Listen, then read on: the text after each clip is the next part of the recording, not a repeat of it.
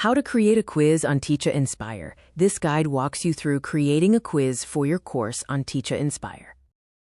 Navigate to your course, select Builder from the course menu.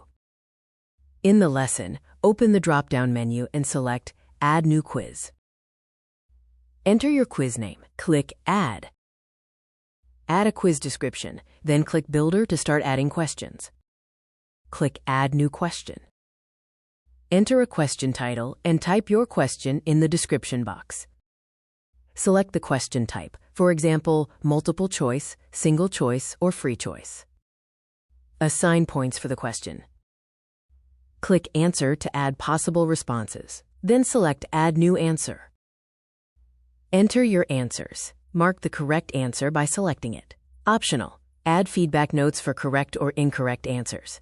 Choose Save to Draft if you're not ready to publish, or select Publish when your quiz is ready to go live. Repeat steps 4 to 6 for each question you want to add. You will need to review your quiz after publishing to ensure it appears as expected.